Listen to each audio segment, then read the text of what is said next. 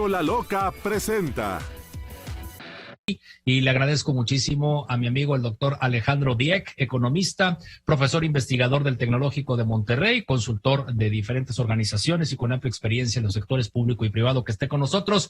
Estimado Alejandro, qué gusto saludarte, bienvenido al espacio de Joaquín López Dóriga esta tarde. Muchas gracias por la invitación, Gregorio. Gracias, yo creo que hay temas importantes el día de hoy en carácter económico. A ver, primeramente, el tema de la inflación. Yo creo que si estás de acuerdo podemos explicarle a nuestro público qué relevancia tiene y aterrizándolo en México, que por ejemplo Estados Unidos traiga niveles de inflación superiores al 9%, un nivel que no habíamos visto, entiendo, en 40 años, Alejandro. Así es. Hay que entender cuando hablamos de la inflación cuáles han sido los impactos, los efectos o las causas de esta inflación que tienen una connotación muy especial. Primero, una política monetaria muy laxa por parte de la Reserva Federal en los Estados Unidos. Segundo, una política fiscal bastante agresiva para atender obviamente las causas de lo que fue la crisis del COVID. Tercero, tenemos el problema de la irrupción de las cadenas de suministro que sucedieron en los Estados Unidos como consecuencia del COVID, el propio COVID y las secuelas de él mismo y obviamente la guerra en Ucrania. Esos 5 factores han alimentado mucho las expectativas de inflación de la gente y cuando la gente espera inflación es más difícil que podamos de alguna manera a través de política pública de mantener el control sobre los precios. ¿Cuáles son las implicaciones? Tú lo acabas ahorita de decir muy bien. ¿Por qué en México tenemos una inflación más baja que en Estados Unidos?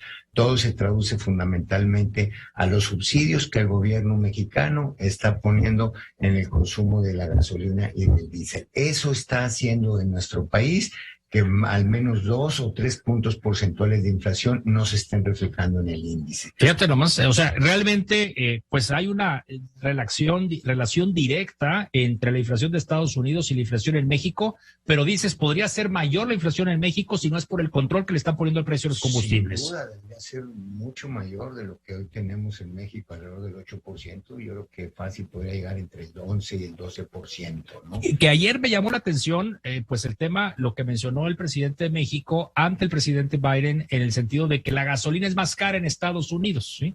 O sea que ahorita el galón de gasolina en Estados Unidos tiene un nivel por encima de lo que se vende en México y mencionó de los precios de los combustibles en la frontera. Precisamente por ese subsidio, ¿no? Incluso una de las medidas que nuestro presidente ofrece al presidente Biden para controlar la inflación es garantizarle un mayor inventario de gasolina en la frontera. Pues eso la verdad no va a tener ningún impacto sobre la inflación de Estados Unidos, porque la inflación en Estados Unidos no registra lo que es fundamentalmente el precio de la gasolina en México. Claro. Pero eso tiene un costo bastante elevado, ¿no?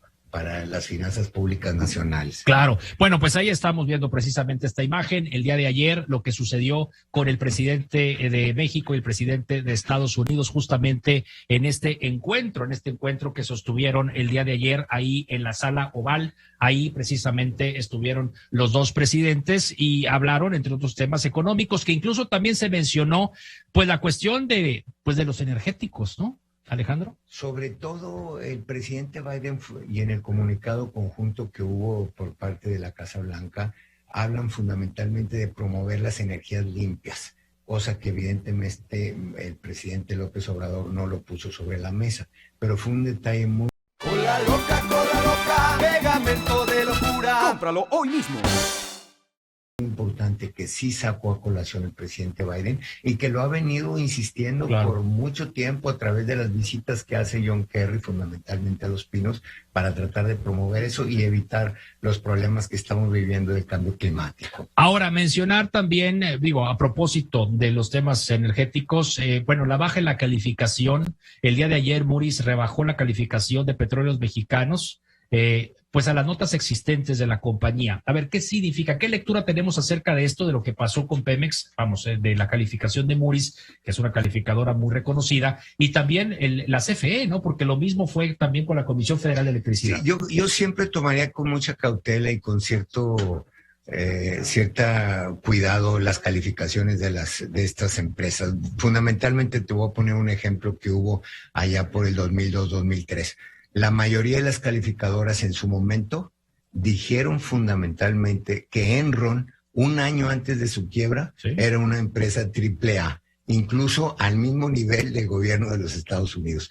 Cuando ves eso dices, oye, pues aquí hay una situación un poco anómala, me explico. También hay que reconocer que hay un conflicto de interés. Yo te contrato a ti para que me califiques y obviamente tú me calificas, de alguna manera puede haber ahí cierta disputa sobre lo mismo.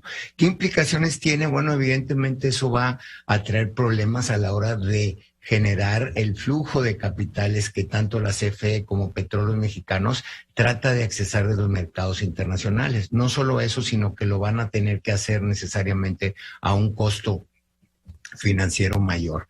Sin embargo, hay que reconocer que en el caso de Pemex y de CFE, al menos durante este semestre, durante este sexenio, están prácticamente garantizadas las emisiones de deuda de ambas empresas productivas del Estado por parte del gobierno mexicano. Entonces, ¿preocupante o no preocupante? Yo la verdad no estaría tan preocupado, simple y sencillamente hubo ahí cierta contradicción entre una calificadora y otra. Una le sube la perspectiva al gobierno de México fundamentalmente de negativa estable. Bien. Y la otra le baja. Yo me preocuparía si en un momento determinado al gobierno de México le dan una calificación que se llama debajo del grado de inversión, es decir, como un bono chatarra. Eso sí sería verdaderamente pero una México preocupación. País. A México País. Ya. Porque eso sí tiene una implicación sobre el resto de las compañías que emiten deuda en los mercados internacionales.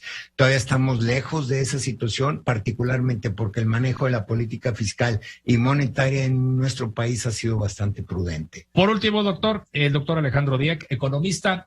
A ver, euro y el dólar. Yo creo que desde que entró en circulación el euro, a ver, corrígeme, 2002, ¿no? Porque se creó en el 99, Así pero estuvo 3 años en el proceso de introducción, de transición en el bloque europeo. Después más países lo fueron adoptando como la moneda única, ¿sí? 2002, 1 de enero, más de 20 años. Y por primera vez en 20 años lo tenemos a nivel, paridad, 1-1. Si no es que hoy, por ejemplo, tuvimos al dólar un poco más caro que el euro. La razón de esto es muy simple. En los Estados Unidos están ya una implementación muy clara de una política monetaria muy restrictiva, en donde no solo están aumentando las tasas de interés, sino están empezando a retirar dinero de circulación.